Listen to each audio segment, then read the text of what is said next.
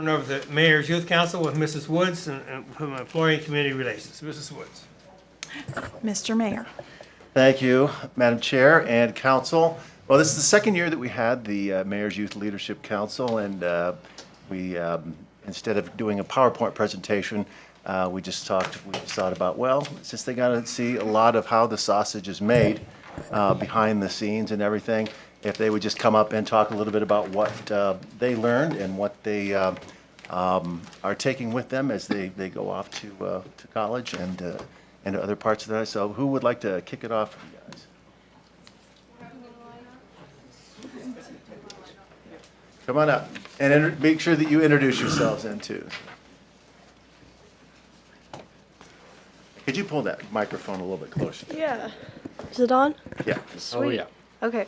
So, hi, I'm Taylor. I'm not going into college next year. I'm still a junior, but next year will be my senior year. And for me, the Mayor's Youth Leadership Council has brought me closer to my community, as it has taught me many of the issues within Mount Vernon, such as piping and flooding and sidewalk issues. And the mayor, he has taught us about how we can fix those issues, or at least how to get the solution to those issues started. And I went to the debate that you guys had. I think it was in February, maybe. But I thought that it was very cool to get to meet some of the people who are candidates to be for the council. And I got to learn about what they stand for, who they are. And I thought that that was just very interesting. And I had an amazing time learning with these people. Most of them are seniors, which I thought was pretty cool, you know. But no, these are some very smart people who I very much look up to, and I was very glad to have been a part of this year.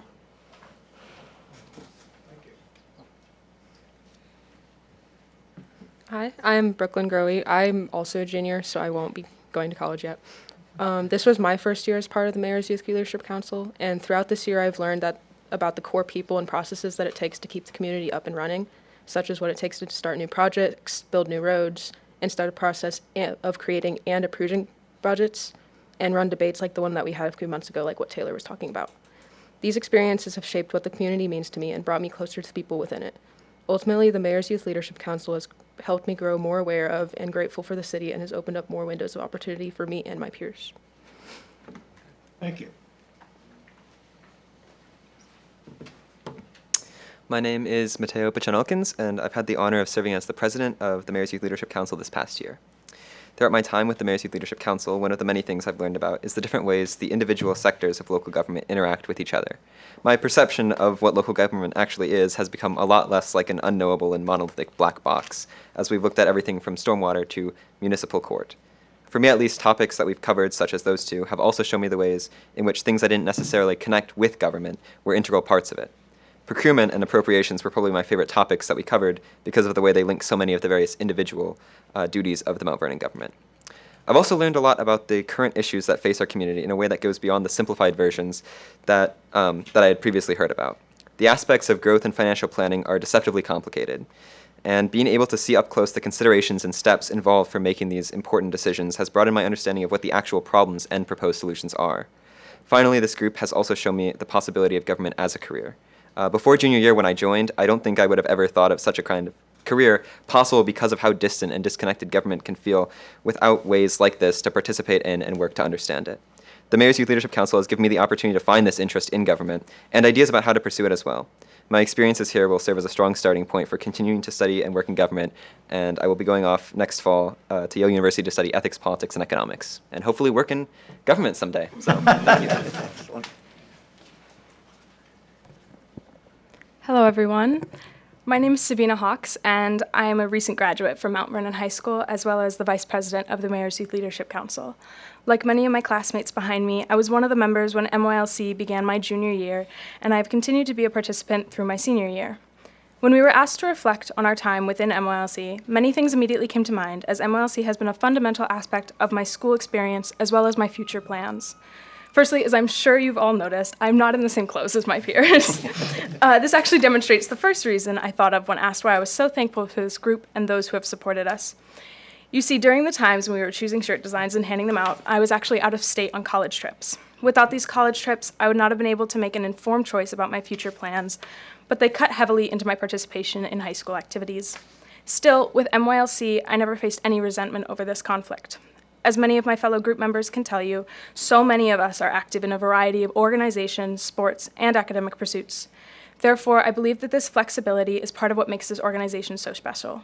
This group is one of the few that I'm a part of that allows its students to blossom in all aspects of life while still committing so much to the work that is important to them here. Secondly, through MYLC, I've had the privilege of building a community with my peers that focuses on connecting youth with government. This has allowed myself and my group mates to explore political issues that face our community in a way that we would not have been able to do in our high school. Mostly, though, MYLC has been pivotal in my choice of a career. Through MYLC, I have been able to explore different aspects of the government, and this has inspired me, like Mateo, to also follow a path into the government, starting with my major in history at Vassar College. For all these reasons, I would like to extend thanks to all those who have made this group and the opportunities it has afforded possible. Specifically, I would like to thank Mayor Starr, as my experience shadowing him provided me with critical insight into specific government roles that aided my career choice. I would also like to thank my peers, as I am so proud of our work within this group, and I'm so incredibly thrilled for the upcoming students who will get to experience this program as well. Lastly, I would like to thank Council for all of your support and your time here. MYLC is such a special group, and I'm so excited to see where it goes from here. Thank you. Thank you. And Mayor, can you make sure she gets one of those shirts? That may or may not have been my fault. I don't quite remember. Good evening, committee members. My name is Brady Kaufman, and I am a 2024 graduate from MEHS, and I will be attending The Ohio State University this coming fall. I'd like to thank all of you for once again having us here to share another successful year of the Mayor's Youth Leadership Council here this evening. This year comprised of many new and exciting events regarding the new developments throughout the city, as well as the candidate race held at the Woodward. I personally think this year has been a great opportunity to learn and become further involved within the community, whether it be through community service or what we're doing now, advertising our club. I am thoroughly proud of my classmates for their commitments and dedication to their work. I specifically would like to commend our Secretary Olivia and President Mateo. Each member of this council has their responsibilities across the small group, but there are two in particular that have done a great deal in organizing and ensuring plans are carried into practice. To that, I'm sure the entirety of our group can thank you both. I'm happy to add that a recruiting effort was taken at the high school a couple of weeks ago to grant this opportunity to a couple of more students so that they may join this academic program. With one day of advertising, the sign-up sheet was filled front to back with names. This is great news for us as we helped in laying a foundation for this program that way students can become better aware of their local government and its logistical challenges. With this, I thank every member of the committee here today for allowing us to participate and observe your work, and I hope these students will continue our efforts to better educate themselves and gain a greater respect for community members such as yourselves. I will now turn it over to Olivia Stein, and thank you. Thank you. Right. Hello, Council. My name is Olivia Stein, and I'm the Secretary. I'm going to Cleveland State next year.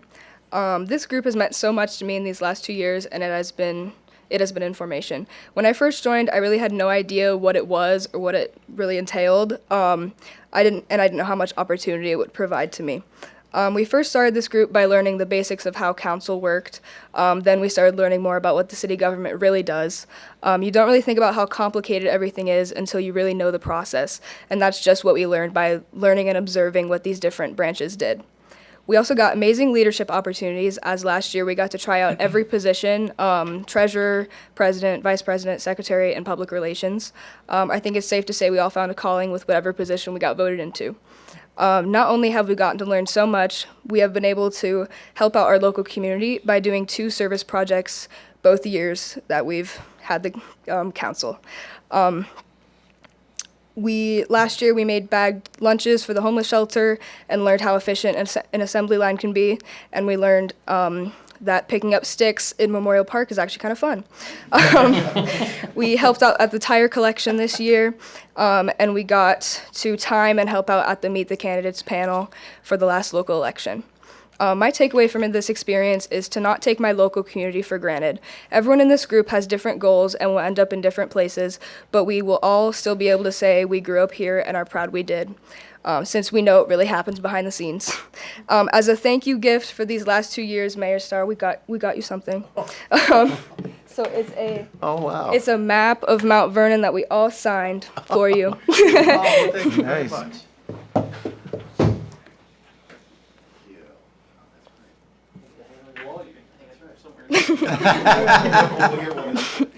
And back to Mateo.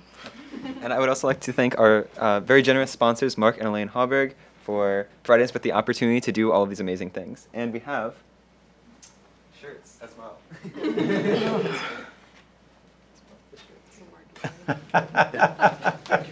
Hers, Elaine, yours is the top one, I think.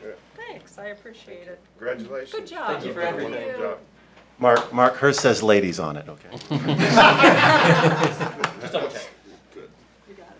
So thank Can we you. get a show? And thank the sponsors too. Appreciate supporting this great effort. Does council members have any questions for the youth council?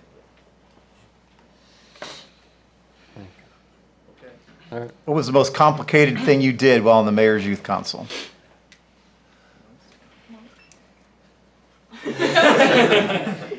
Getting everyone to respond to my texts. Organized. I feel your pain. Welcome to government. Although I do also agree with that. When I went to the tire collection and we had so many more donations than we had ever thought, it was very, very nice to see how well we were able to overcome the challenges we had and still adapt to the changes.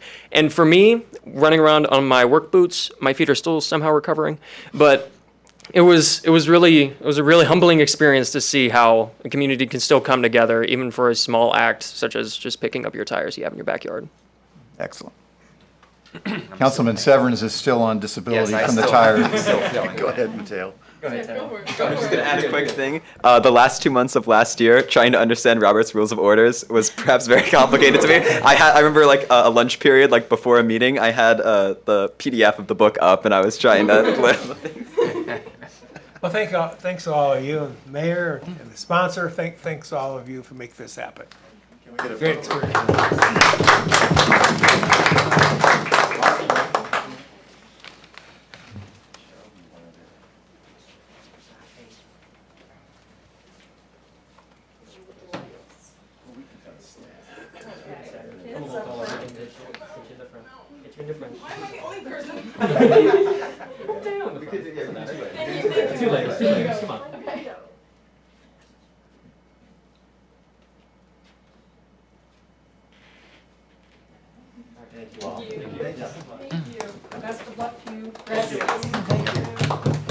Thank you.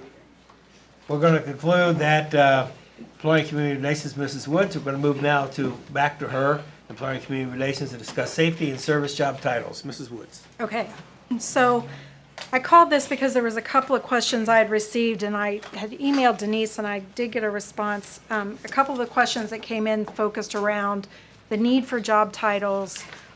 Would this be used after the salary survey was received to say, because of this job title, you know, it was another salary adjustment was needed. So since she's not here, I'm going to read what she sent to me. And it says, as we continue to evolve and adapt to industry standards, it's important our job titles accurately reflect the roles and responsibilities of our employees. A few of our current job titles, while historically significant, have become outdated and may not effectively convey the nature of the positions they represent. For example, the title of secretary is outdated and not a current title frequently used today.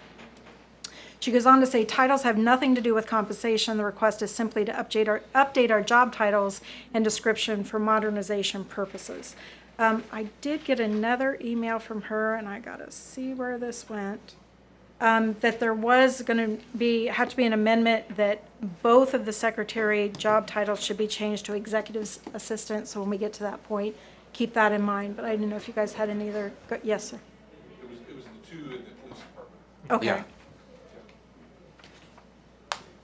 Any other questions, comments? I mean, I agree. I mean, secretary, that term is basic, it's gone. I mean, been actually years, so that kind of a thing. And I don't think that one was bringing about as many questions as the one that was, Captain to the yes, assistant. yes. So is that standard, I guess? It is, excuse me, it is more of a standard that police departments have assistant chiefs or deputy chiefs. We discussed the differences And I've been wanting to change this for some time, but now seems like the right time. You remember a few years ago, we went from corporals and sergeants to sergeants and lieutenants. Yeah, you better go up to the, might be. So we had discussed it several years ago when we changed from corporals to sergeants and lieutenant. That better accurately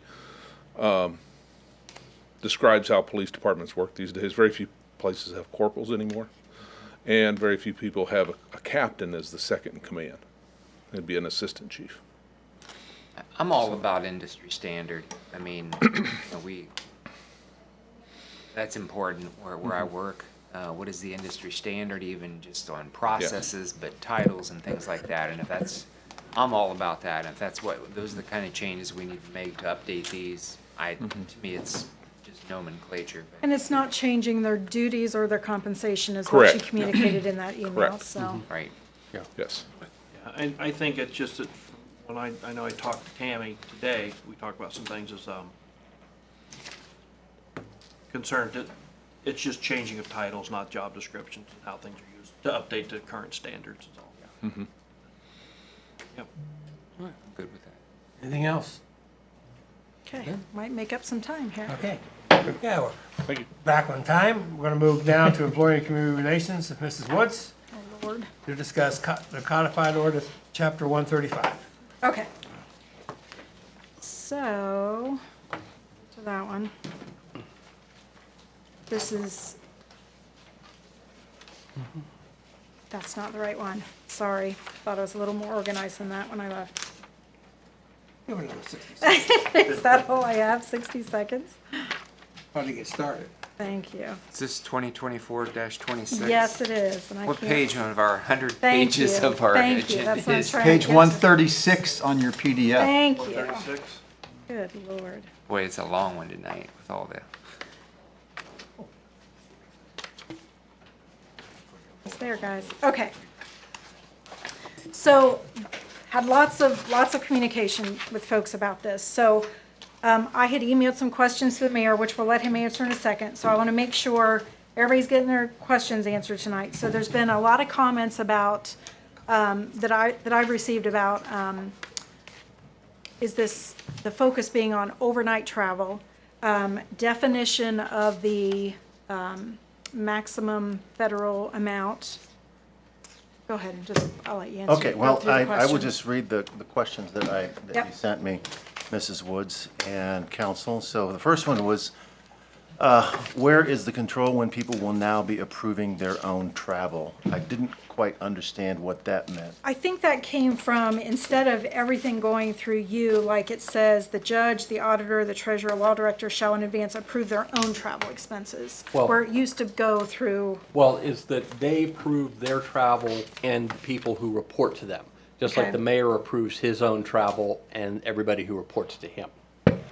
That's what So that's. Rob's employees, he would approve their travel. so it used to be just you were Yes. approving it all. Right. And so that's- Terry will approve his, the judge will Okay. approve his, and Dave will approve Okay. his. And Mr. Hawkins will approve any expenses for council. I think that was the question there. Okay. So it wasn't just these people are approving their own, they're approving their own department. Right. Their Okay. department, yes. Okay. Okay, when you said, please define incidentals and why these would be reimbursed, there are wide definitions of this, including gratuities, which we've outlined as up to 15%. There are fees, ticket prices, parking, mailing costs, and for example, an incidental that I incurred a couple years ago when I was in Washington DC at a conference and doing some lobbying there. Council had a meeting, and Todd had to send me the legislation to be signed, and so I had to go to a FedEx store, pay for printing costs and facsimile costs and so forth. So those were incidentals that I was reimbursed for. So it's those sorts of things that come up well, ticket prices are another thing that unless you have a purchase order that pays for it with one of our checks or if we do have a credit card, then it would be a reimbursable incidental expense. Like a metro ticket. Yeah. Yeah. Yeah, buses. Not Metro. Yeah. Cirque du Soleil. Right.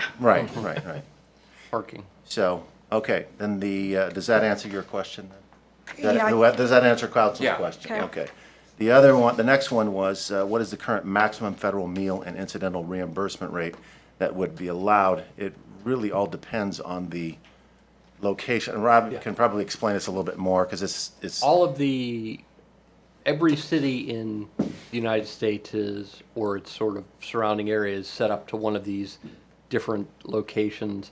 And then each one of a lot of them have the same, but a lot of the larger cities have specific different ones. And so it would be depending on where you're traveling. And the current range is like 59 to 79 or something? Is that what It's it more is? than that now. Is It's it? like Especially in some of the larger cities, it's Okay. larger than that. Yeah. But it all depends on where you're traveling for the business. So could I ask, wouldn't that be better served to just say current GSA rate for that area? That's what I think we did, thought did we we- not? Yeah, I it thought does we say did. There's something in there that was curious where you had the 59 to 79, unless that was like an example. I I think think it was an example. it was an example. Yeah, 'cause but I understand GSA. We're just, Yeah, we're because just trying I to- specifically copied the language from the revised code, which adopts the General Services Administration. Yeah, that's what it says now. Okay. Under Yeah. B, 13506B. So the meals and incidentals will be capped at that, is that correct? Okay. Yes. Let's see, well, then okay, that answers that. What's the current, yeah. Reimbursement for meals should be limited to overnight trips only. I believe so, unless, That was a question I had. So Yeah. when I read that, I didn't see that was the explanation. So this would be just like how the state is, where say, I don't know, if you've got travel, if I left now, or if I left at 4 o'clock and I'm going to Michigan, Detroit, on a 2-day travel, I'd be entitled to dinner when I get there. And then, since I'm overnight, then you'd get that per diem for those 2 nights. And then if I'm not leaving until 10 or 11, I would get a breakfast per diem Yeah. on the way home, right? that's So- what I understand. So this isn't just for, if I'm going to Columbus or Cleveland for a meeting, that I'm getting a meal per diem. Because when I read that, that's how I read that, so. Is that correct in this? 'Cause- That's my understanding. Rob, is that? what Yeah, it was? we've never allowed it, I mean, for just, So is there something in here that says it's just for overnight trips?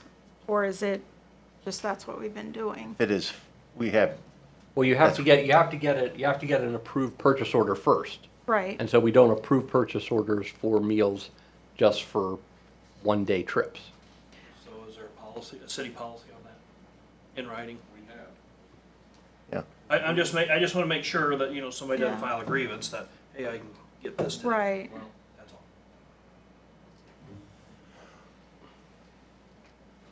Well, Sorry. Historically, say I send somebody to training down in Columbus, and it's an all-day training, they gotta be there at 8 o'clock in the morning. They're through lunchtime, and then we do give them, meals for that day, even though it's 1-day trip. That's why I was asking, because the state Yes. doesn't do that. Yeah. That's Yes, the question that I had. we So- do, and we Well- have done it. Now, I that's mean- at a flat rate of $35 a day, which is what it is now, but we do it as a one, and we have quite a bit of that, actually. I mean, So, like in my office, if there is a meal included with the conference, Then get you that. don't. But if, if Same with you're on ours. your own, I typically do not approve that. yeah, same with ours. If it says meal provided, we don't do it, but if not, we do. Chief, that comes out of your training budget, It correct? comes out of our training budget, correct? Every department would be training. Every department would be training. Yeah, I mean, Since we're in committee, shouldn't that be if we standard send across the somebody state? to an all-day training, we need to pay for their lunch. I've never had that happen to me. Really? I can say once or twice in 35 years, maybe. But it's standard, and I So, print it off. as- but if it's included, state stuff. like if they're supplying If it's the included, lunch- you get it. So if you're Yeah. at a conference or training, so if he's at SWAT training, say for a day, and they provide lunch, yeah, they're good. They're covered. They can have that meal. But just because, hey, I'm driving from Mount Vernon to Opata for training for a day, no, that I didn't get reimbursed for those meals. I should say Opata, they usually give you a meal in a training class. But if I went to Columbus for a day for training, no, lunch is standard on you at your normal work day, just like any other day. Okay. That's how it was for us. And is that what this is reflecting? That's why I asked the So what it question. sounds because he like was is asking maybe if it city was overnight. departments are doing it differently. The police department's paying it maybe out of their training budget if they have an all-day training, right, chief? Yes. But currently Rob's saying if it's a one-day training and the meal's not provided, he's not approving that. And I hear the same. Our rule of thumb right now is anytime there's a training outside of Knox County, so not just Mount Vernon, but Knox County, so they could have a training at the fairgrounds, they don't get meals. They go down to Columbus or Delaware for a training that's an all day, goes over lunch. We give them the per diem for the day, and then they bring their receipts back and we compensate them that way. And we write a purchase order through our training account, and that's how we do it now. So one day trainings do. You know, listen, if we're sending people to get trained, But it doesn't sound like we do it consistently. that's what I'm saying. I Well, feel mean, like we is should that be they may do paying it consistently for their within meal. the safety service departments, but, you know, I my can only office, speak for Terry's my office, department, how we Dave's do it. office. Well, and if I may, I think it comes down to department head discretion too. So Rob can do what he wants with his department. Chief can do what he wants to do with it. Terry can do what he wants to do with it. So if council would like to amend this and make a rule, they may. However, you know, your call. Power of the purse. Enjoy. There's one other question then too, if you want to move on to the Yeah, next one? Yeah, Or- what is okay. that one? Recognized as already existing in the current ordinance, when has reimbursement been made for entertainment of any guest of the city? This is, we don't really I don't have a record of that ever. And I see Mr. Scott doesn't either, but let's, for example, if we were bringing in a consultant, or we were meeting a consultant somewhere and we want, at a conference that is, or somewhere where we want to take that person out, we would have to get permission on a purchase order first to be reimbursed for that, if we wanted to buy them their dinner. Obviously, this does not include any kind of alcohol or anything like that, but if we wanted to do it for that, but that would have to go through the purchase order system. Permission would have to be granted before it would just be assumed that the person would be reimbursed. I don't recall, like I said, I don't recall us ever really doing that at all. So those were the questions that I have from Mrs. Woods, so. Yeah, and I'll ask, because actually I asked her that question today. She had said she Okay. had already sent that question Yeah, to you, but okay. today I had just, as I reread things, I thought of that. Mhm. So the city doesn't have a history of entertaining people. Nope. To take them to things. So there's not a monetary amount set, is there anything in writing that says no alcohol purchase, so you can't go over Yeah. $100? It says in here, no alcohol. Okay. So, but there's not a monetary amount? Yeah. Or anything set for it can't go over this? I would assume if we did get to that point, it would probably be whatever the per diem rate is for each individual, I would imagine, for whatever that meal or something. And that type of thing would have to be approved ahead of time by Yes. the Mhm. supervisor? It has to By be. the mayor's office or Rob? Yeah. And by the elected, And by the elected. And then the PO would have to go through Mr. Scott. There'd have to be a PO in place beforehand. Is that standard practice among municipalities? It's the federal, Terry, go ahead. There's so much about the history of this, and it's been around for a very long time. Clear back into the 70s is actually where this began. Betty Winan was the mayor at the time. And I believe to think, well, in the earlier parts better, but more the latter parts of that, her term was a little bit different. And that's where they began to, in the clause, right now in the current language we have, I have to, as any elected official even, we still have to submit to the mayor for approval. Mm-hmm. And so Matt gets a stack All of the them training. when they come through. A lot of them is for training for, like, as you've already discussed, the staff people, police department and other departments have an individual going to a training. That's very common. But that language was inserted back in the mid-70s is where we're seeing this from. And it's still on the books today. The refinement, I have looked through this as well. And again, Mr. Boren had already given you an example.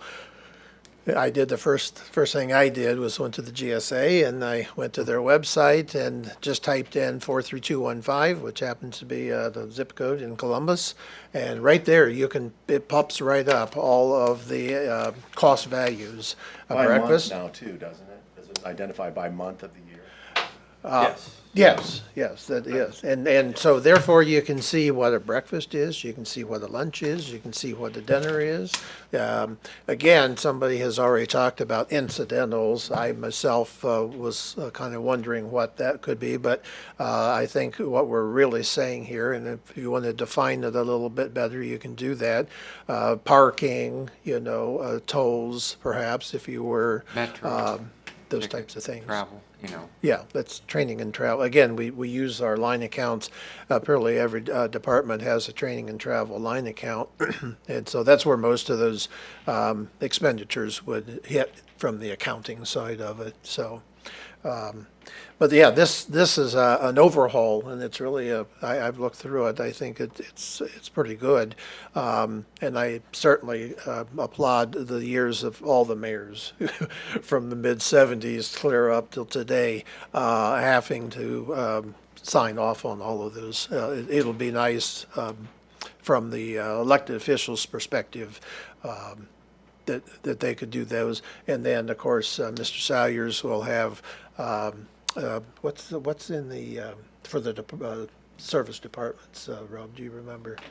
Do they go just directly to the safety service director And to the mayor. and back to the mayor? Yeah, they work their way through that way. And the To the- mayor continues to approve everything in his domain. Yeah. But this can help streamline.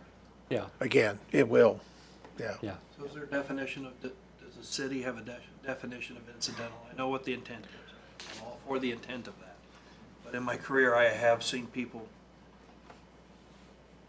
on state travel go to movies, things like that. This is incidentals like pay for parking, pay for a subway ride, pay for a metro ride, pay for a bus ride, pay for shipping stuff back because you got to sign it for work. Right? Well, It's not- and clarify, it's payment for maybe a Metro card to get to your meeting. Correct, right, not to go to the zoo. Not to go to the Yes. ball game that night or whatever. Correct. Yeah. I mean, maybe we need, I don't know if it needs to be defined in here, but somewhere we ought to have a definition In of policy, it. just as there's a somehow. definition that the signer could, if someone should misuse that and go to a Reds game, that the city would have some way of saying, you know what, and that's not an incidental. Yeah. Correct me if I'm wrong, Rob, we already have a misuse policy in the rules and procedures. Well, there is specific in the disciplinary definitions, there is misuse of. We find out. Of city property and things like that. So that's already defined elsewhere. Can I just? But the technical term Yeah, that's all incidental. I care about. Well, If we can we're define running that way later. over. I just wanted to point out that I've had several people call or email me and ask to make this retroactive to the first of the year. I don't think I have support to do that, but is there a way to make this retroactive to like the beginning of May? Please do not. No. Please do not do that. Okay. I will tell you that when they originally approached me to make it retroactive, I took a look at it. I talked with Mr. Scott, Okay. and I don't believe Okay. that it's Okay. doable. Okay. I That wouldn't. answers that. Thank you. You ready to move on? Yep. Okay, you have what you need, because we need to get on to the next one is the Dora signage, and we're gonna turn that over to Land and Development to Ranking Chair, Mr. Mahan. Thank you, sir. Council, you have your legislation in your packet, and we've had its first reading. It's up for second reading tonight. The amendment last year, you recall, to move from the folding signage to put the little stickers on the sidewalk, that was a compromise, and that was for 1 year only, and that expires on May 31. The proposal tonight is for some permanent signage. I am going to move to suspend the rules tonight because, again, of that expiration on May 31. We are running a little short on time, but I'd like Mr. Braun to quickly explain our options is, if we don't pass this, what happens? And then the mayor is going to do the presentation on what the signage looks like. And I know that DORA is a difficult subject. I have mixed feelings on DORA itself, but this is about signage and about helping the private and public partners do their jobs and get events done. So, Mr. Vernon? Should council not pass the legislation tonight, it will revert to the original DORA signage legislation, which is a series of temporary signs that are put out every time they have a DORA event, and they'll have to do that. Because the way we wrote the legislation a year ago was specifically for a year trial to see what the stickers look like, and council could then choose to change it, or if they didn't, then it would revert to the temporary ones. And so if council does not act tonight, the people running the DORA events will have to go out every time they do a DORA event and put those temporary signs out at the edges of the DORA, And actually, they'll have to purchase new signage, I believe, because that old signage was destroyed. I'm not intentionally destroyed. Through use, it was destroyed. So the proposal is to do something different. Well, correct. Thank you, Councilman and Council. When we spoke with Experience Mount Vernon leadership, really what they wanted to do was just basically exchange the stickers for something that can be hung up on at eye level on the posts that are at the different areas of the downtown. The boundary. Thank you. The boundary. So it's there, and it's part of that landscape that is very clearly identifying that. It's ease of operation for the sponsoring organization that wants to host it.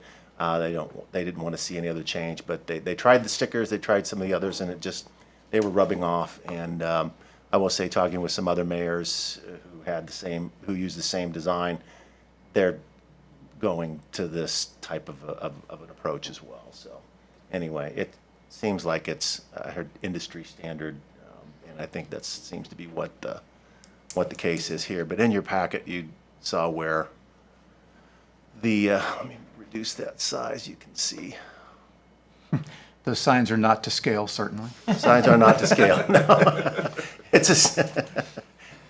no, signs are not to scale. Yeah. Public squares. So you can see where the boundaries are going to be in the packet there.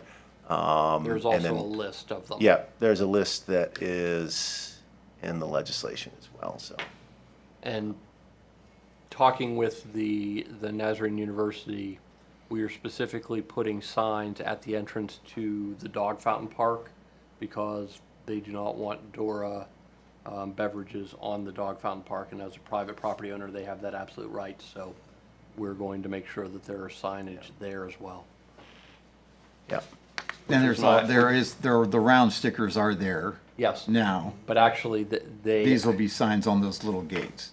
Surprisingly, however, the dog fountain park is not listed in the original legislation, and so if council reverts to it, there will not be temporary signage put up there. Questions? You have the maps, you have the signage.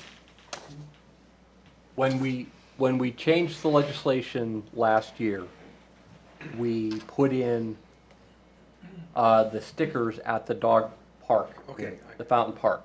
But that is not a place that's listed in the original DORA legislation, which we will default to if council does not act tonight. I'm a little slow, but I got it. Okay. All right. Anything else? Okay. Okay, he plans to suspend the rules. Any discussion on the suspension? All right. We're going to adjourn that committee meeting. We're now in recess until 7:30 p.m. We'll begin the legislative portion of the meeting.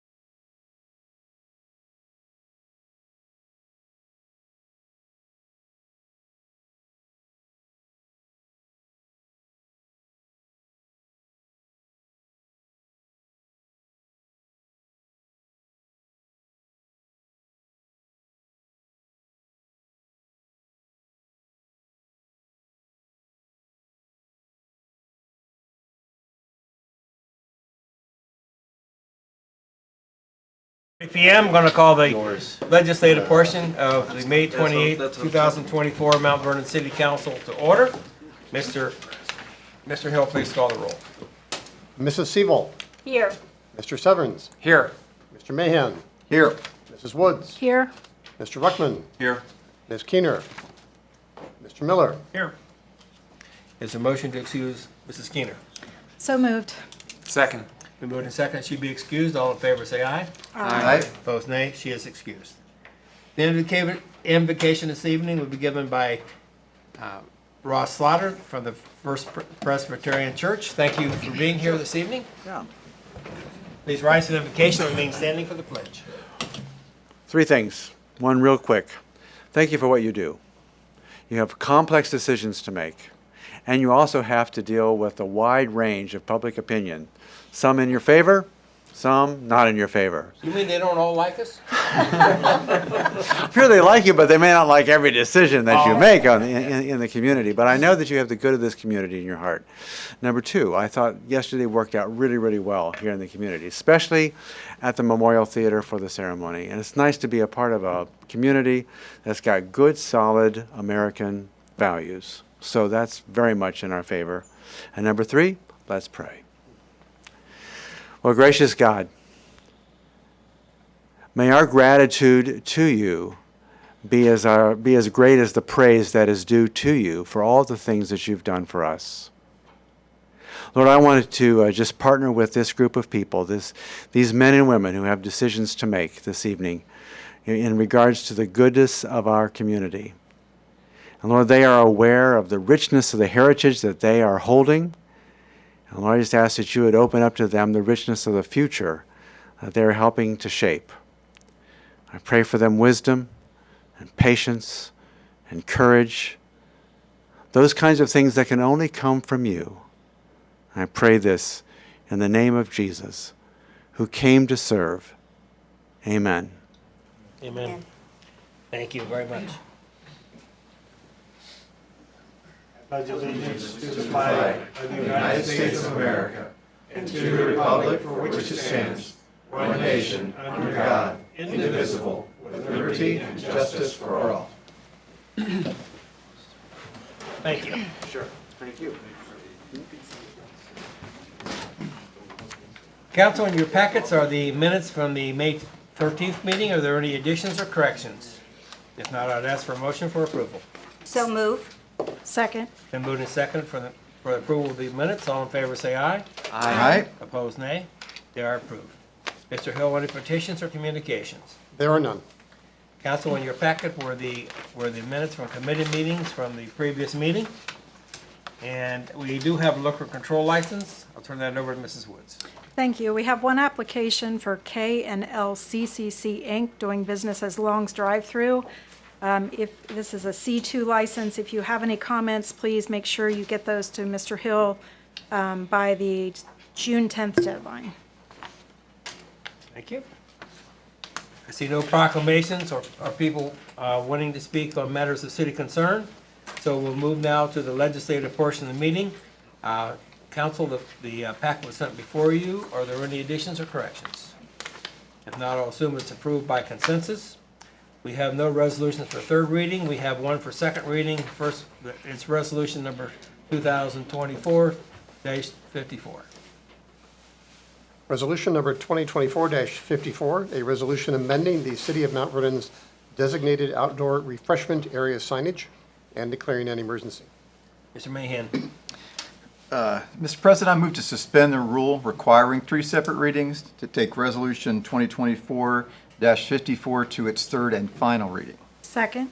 And moved and seconded for the suspension of the rules. Any discussion on the suspension? Council, just a reminder, the reason for the request for suspension is that the legislation that it speaks to expires on May 31. So we're going to act on this legislation when you do it tonight. Any other discussion on the suspension? Mr. Hill. Mrs. Siebel. Yes. Mr. Severns. Yes. Mr. Mahan. Yes. Mrs. Woods. Yes. Mr. Ruckman. Yes. Ms. Keener. Mr. Miller. Yes. The rule is suspended. Mr. Mahan.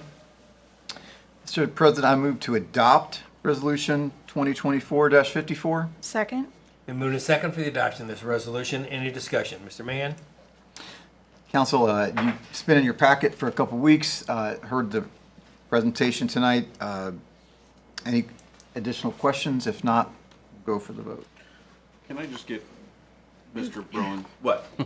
No, I wanted that explained again that we had earlier. So if it does not get adopted this evening, what happens? We go back to the original piece of legislation, 2021-81,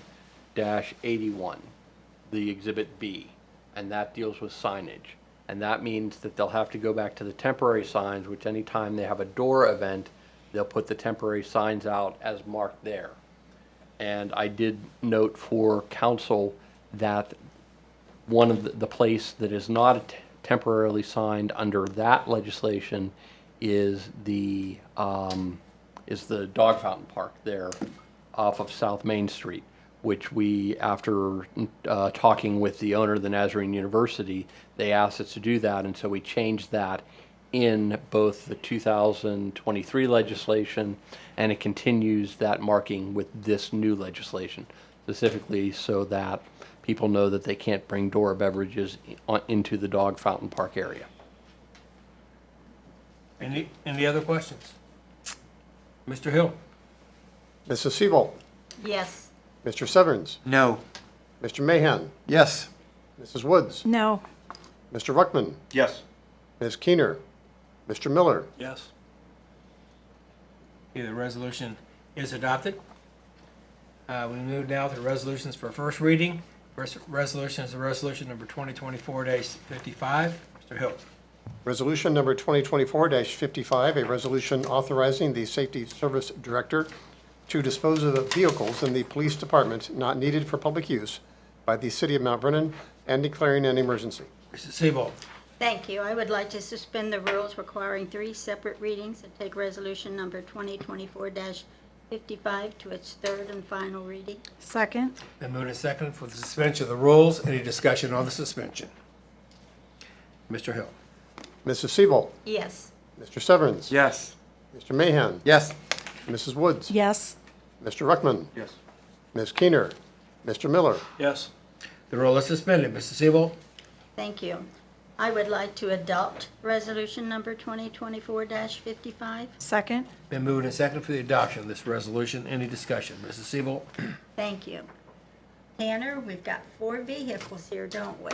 We sure do, and if you would like, I would invite the chief up to discuss those 4 vehicles. Oh. Do you have a list of the vehicles? I do. I didn't bring the list with me. That's right.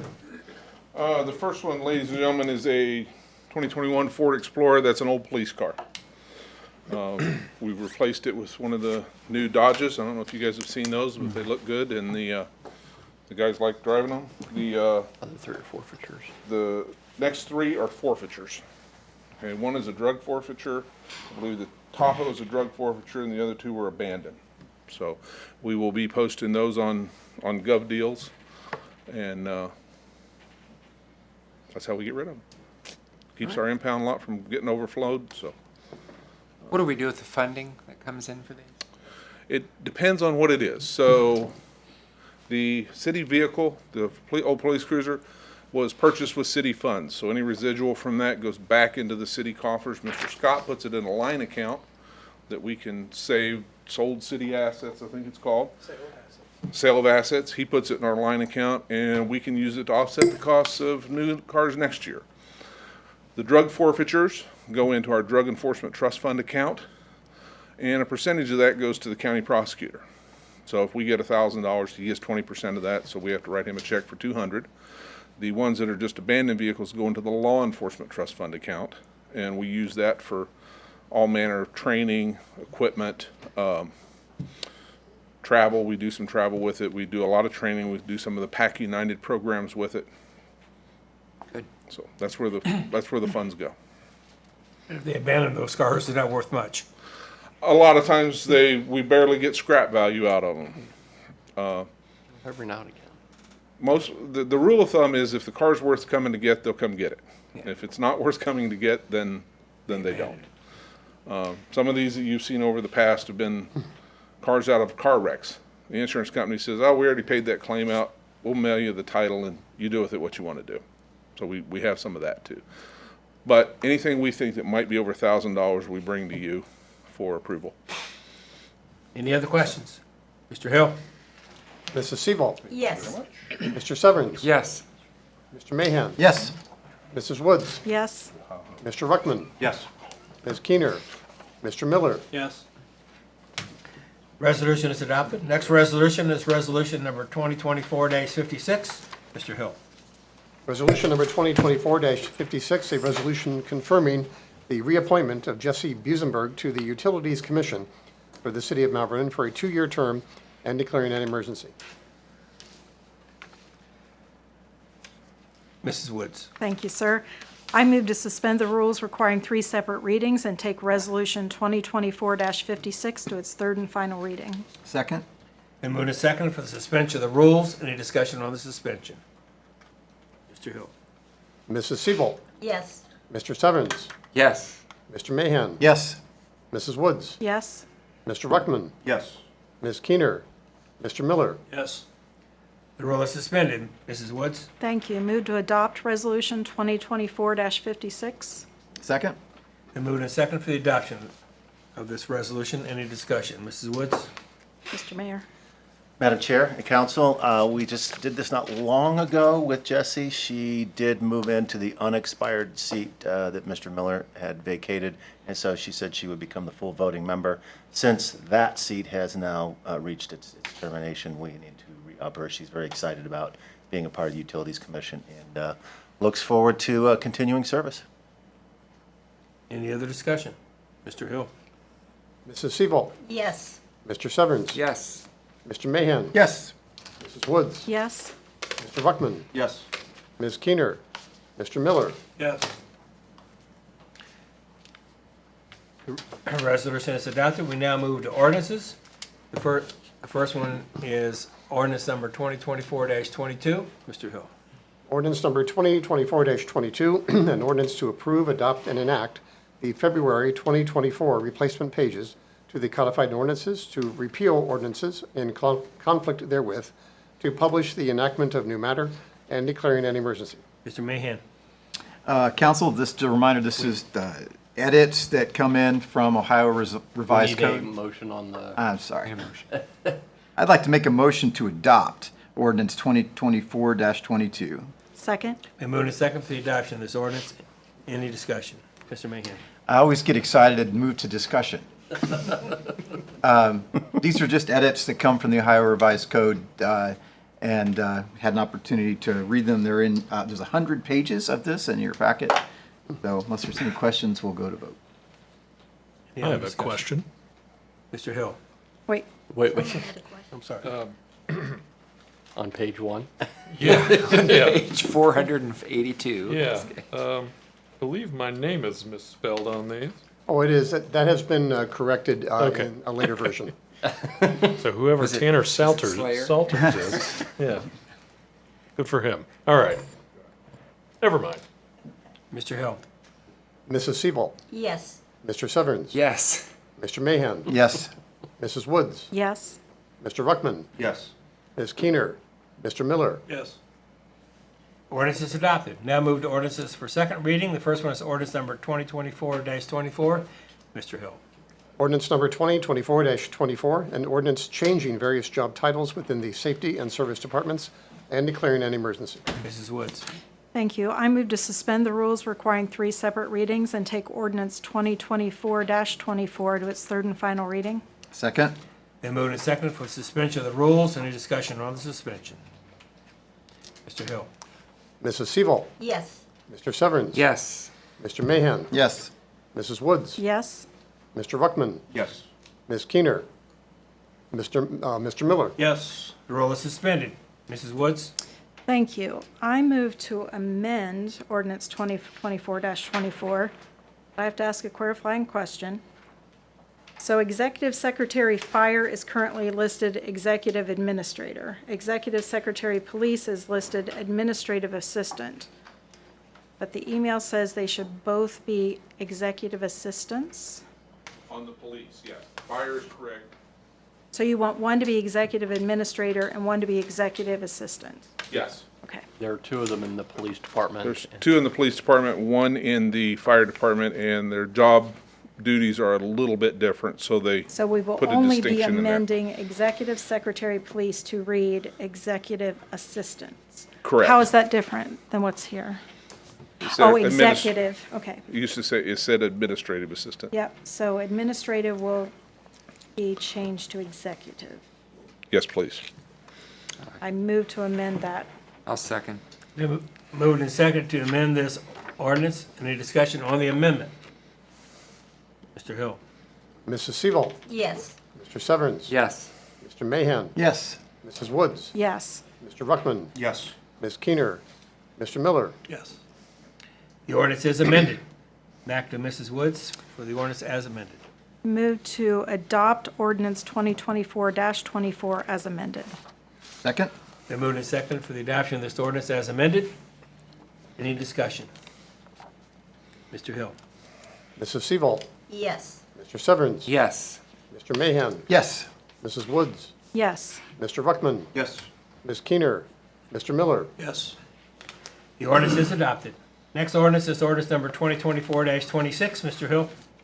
Ordinance number 2024-26, an ordinance to amend certain provisions of Chapter 135 of the codified ordinances of the City of Mount Vernon regarding employee travel and declaring an emergency. Mrs. Woods? Thank you. I move to suspend the rules requiring 3 separate readings and take ordinance 2024-26 to its third and final reading. Second?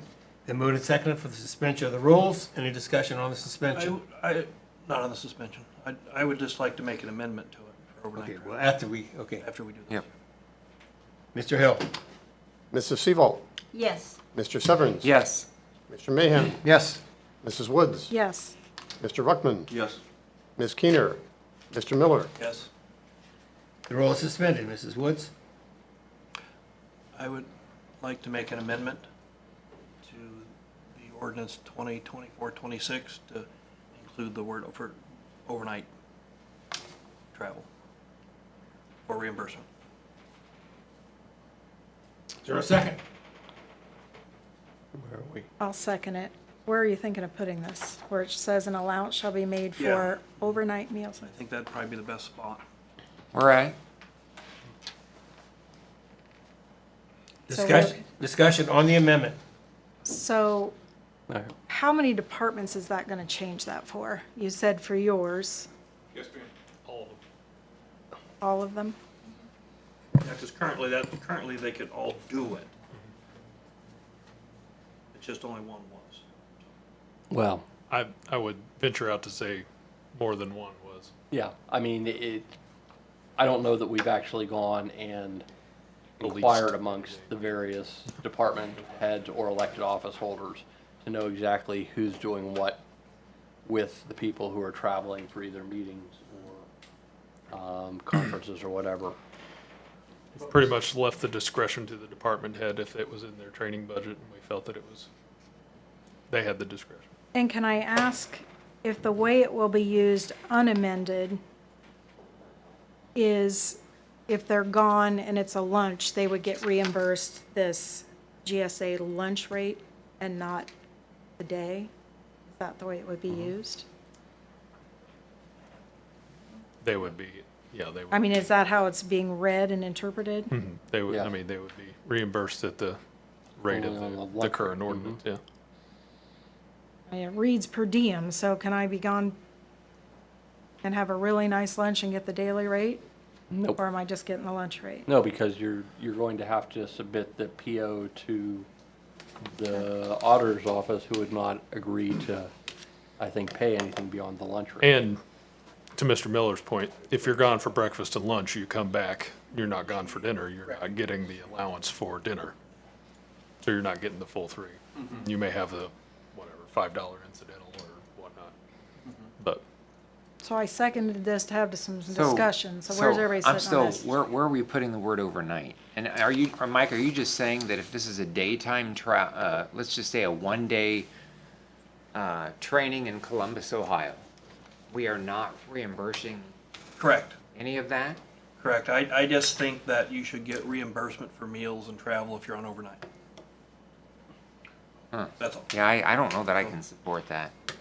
I hear you, but I feel like if we're sending, these are our employees that we're trying to train, a police officer,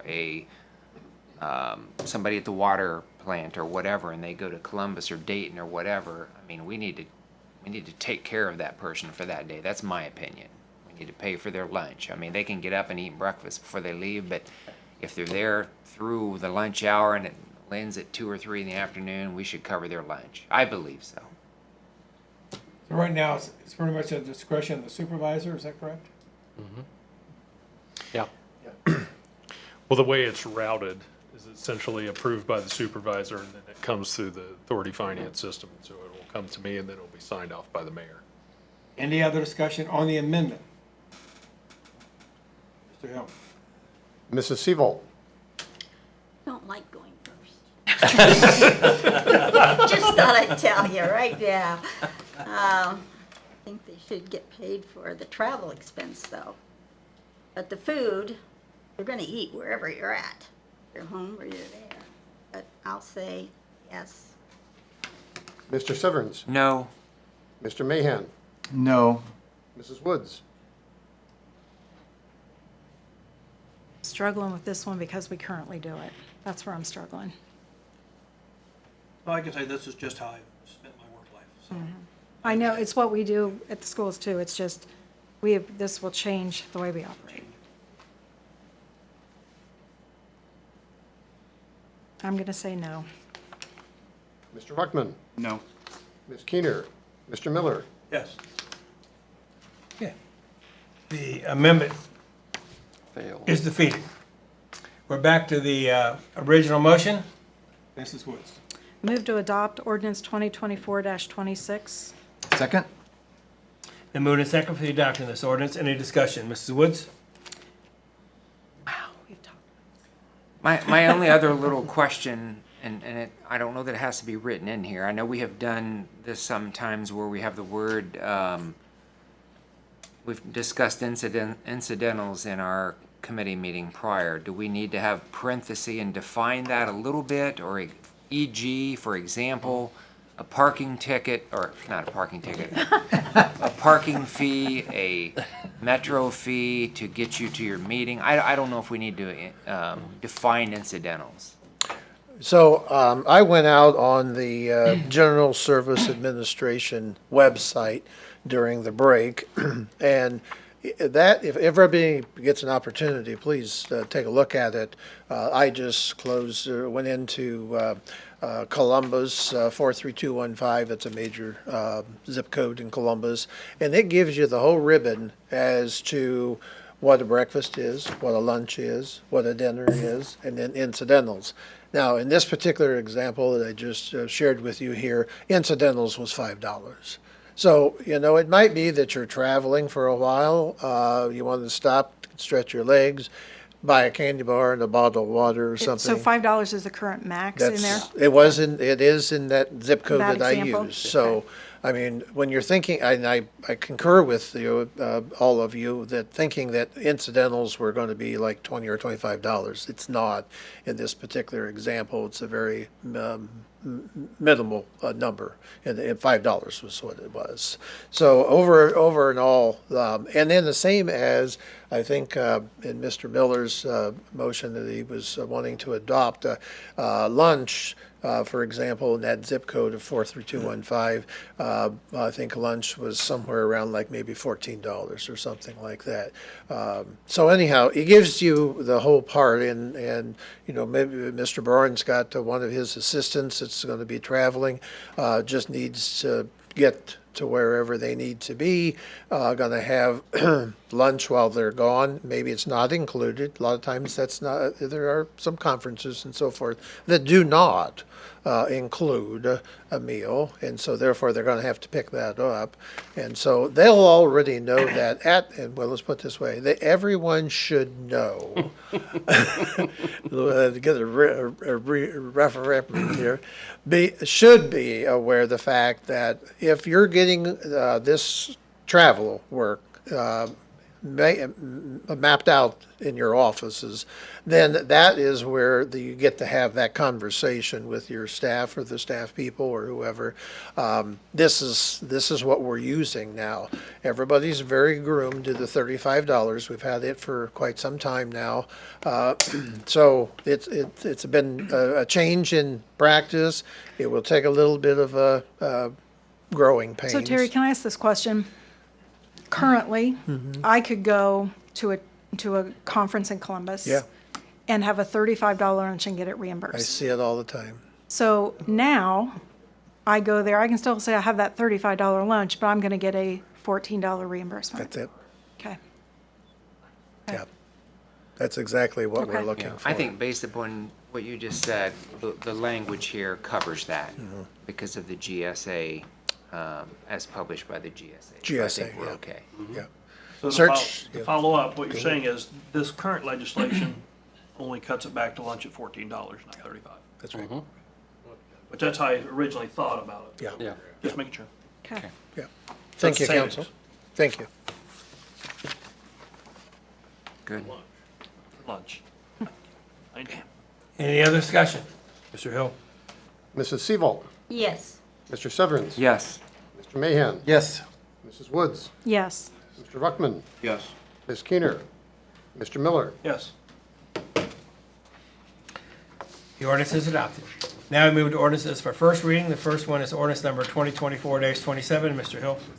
Ordinance number 2024-27, an ordinance amending the zoning classification of parcel number 70-50046.000 and parcel number 70-50054.000, also known as 875 Harcourt Road, from the present zoning of Clinton Township GB General Business to GB General Business and declaring an emergency. Mr. Mahan? Mr. President, we're going to give this its first reading, and I believe we already have a public meeting scheduled. Is that correct? We have a public hearing scheduled. We don't have any committee meetings scheduled. The public hearing on this is scheduled for June 24, second meeting in June. It is for 5 minutes. This is zoning 2 parcels that we recently annexed in from Clinton Township. Okay. Is Thank this you, sir. the museum? Historic. This is a They're historical already society. doing some construction there, right? I have not been to see any construction out there, I know, but this thought is sort there of, was this is really kind of a housekeeping, because it's zoned Clinton Township still, and it needs to be zoned into the city. Yeah, I correct? mean, is that there were 2 parcels of the Historical Society were already in the city and they're GB.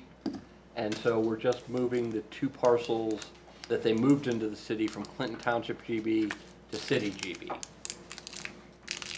So, It's just but we how- have to have a public hearing before we could. Yes. Yes. Yeah. So Sounds good. It's statutorily, it's required in the ordinance and This- actually in the statute. this ordinance is going to receive its first reading this evening. We move the final ordinance is ordinance number 2024-28. Mr. Hill? Ordinance number 2024-28, an ordinance to amend certain provisions of Chapter 183 of the codified ordinances of the City of Mount Vernon regarding municipal income tax and declaring an emergency. Mrs. Sebold? I'm going to give this its first reading and like a 15 minutes. That concludes the legislative portion of the meeting for this evening. We'll move now to remarks of administration. Mayor Starr. Thank you, Mr. President and Council. Well, I have to say I am very proud of the youth council members who have been in here for a couple of years, and then the 2 newbies who are going to be assuming the leadership responsibilities, and they're paying attention. I was really pleased to hear that a few of them want to go out and study policy and economics and public service, government and so forth. And so, one of the things that we hear about around the world, it's getting harder and harder to recruit qualified people to run for public office. And so we need to start somewhere. And I will harken back, this was an idea that was started in a Knox Pages media source roundtable during the pandemic. How do we get the youth involved? And you got to go to them. And so this was an idea that we started then, and here we are. So very happy about that. And also wanted to say thank you to those of you who helped participate with the Memorial Day Parade and the ceremony. It turned out to be a wonderful day, as those days of remembrance go. And anyway, yeah, thank you very much. That is all. And you didn't rain on my parade. The weather turned out okay. Mr. Sayers. Thank you, Mr. President. I want to give a shout out to the Mount Zion Lodge number 9, John Zale and Matt Royer, who helped out at cleanup day. That was last Saturday, the 25th, over at the fairgrounds. We changed it up this year, and it was I would say a smashing success. We had 8 30-yard dumpsters. We filled them all up. We started at we were supposed to start at 8 o'clock, but when I got there at 7:30, there were already about 10 cars lined up. So we started at 7:30, and we filled them up by about 12:15. So we had 4 of us running the thing, and we did the job. Made $1,640. So I think that's a solid win. Helped us offset that cost in one day. So and then we cut the cost by about 1/3 to the city. So and then made that cost up too.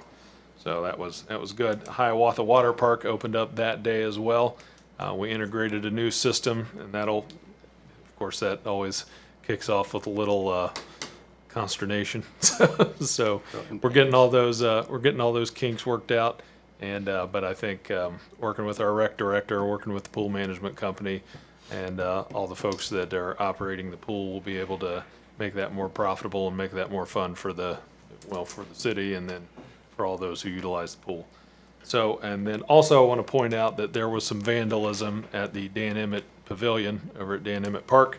Somebody and I'm going to be very specific, somebody in a black Ford truck with some sort of hunting logo on the back pulled up and threw some sort of flaming object into a blue trash can that was tied up to a post. The trash can completely melted. It charred the post and could have caused a structural fire that could have destroyed that pavilion completely. Thankfully, that did not happen, but the post is pretty well charred, and again, that trash can is melted to the ground. It's gone. I say all that to say, black truck, Ford, hunting logo on the back. We know that because we have a video of them clearly pulling up and throwing that in there. We're working with Rick Shaver from the Mount Vernon City School District to zoom in on those individuals. That is with the Mount Vernon Police Department right now, and we're going to find them and prosecute them to the fullest extent of the law, because we are investing heavily in our park system. It is a crown jewel of Mount Vernon, and you mess with it, and we're going to find you. Bad boys. All right, that's all, Mr. President. Anyone here have a Ford? Yeah. Mine's white. Suddenly, John starts sweating a little bit. Mr. All Scott. started with us. Somebody's peeling a sticker off. Mr. Stoller. I have nothing. Mr. Braun. I want to congratulate everyone who was associated with the Memorial Day parade. I sat on my front porch and watched it all go by, and it looked amazing. Thank you. Mr. Severance. Thanks again to all that organized and ran the parade and the ceremony. Very much appreciated. The kids had lots of candy. I got to the point where I was not throwing any candy because the kid had a Kroger bag full of it already. I'm like, you do not need any more. And the mother's going, no, they don't need any more. So anyway, it was a good day. Thank you. Thank you, John, for driving the float, and James. Oh, yes. Thank you. Mr. Miller. Yeah, Janice, thanks for inviting all of us on the float. That was fun. It's always enjoyable to do that and to toss out candy to kids. And I'm like, in for a penny, in for a pound. So they get as much as they want. But you got to watch it as you get older.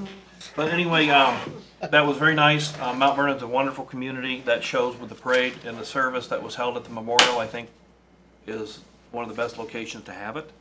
It gives people seating you can hear, because I think the buildings help keep the sound there, so you can hear. So I think that was absolutely wonderful. One thing I would like to say is with council, so people understand, a lot of times we get our council packets on a Thursday or Friday.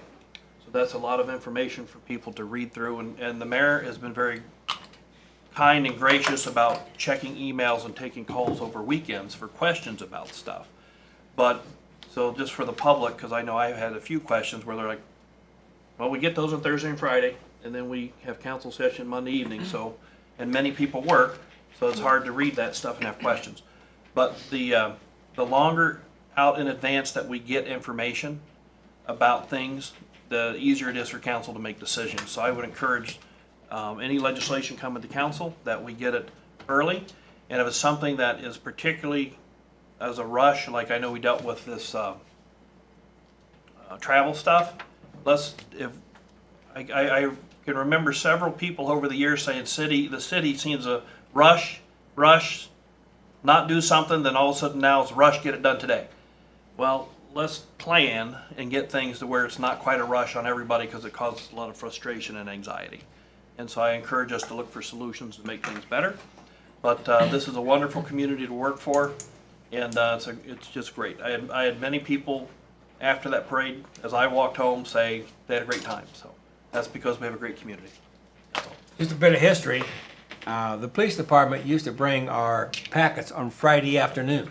So it got better. And so it has gotten better, and now it's electronic, and so you get it sooner, and we try to get it out on Wednesday. That doesn't always happen, but the sooner we get it, the better, because council needs to look at what we're acting on. Mrs. Sebo. Yes, and sometimes we didn't get them until Friday night. Because the police had other work to do, so it made it even harder. So, yes, it has improved some, but it sure would be nice to have it, like you say, longer to look at. If nothing else, thank you. Mrs. Woods. I'll just say ditto. The earlier the better. And to John and Janice, ditto on the parade. That was awesome. Thank you for your hard work. Mr. Reckman. No comments this evening. Mr. Mahan. In regards to the edit on Tanner's last name, I would support a movement to start calling Tanner Mr. Salty, at least unofficially. Other than that, I have no comment. Thank you to the media for being here this evening, and again, thank you to John and Janice for the float. It was fun. My grandkids certainly enjoyed it, and it was a great parade. Thank you, media, and that being said, I would call for adjournment. So move. Second. Then move to second, we adjourn. All in favor say aye. Aye. All opposed, nay. We are adjourned.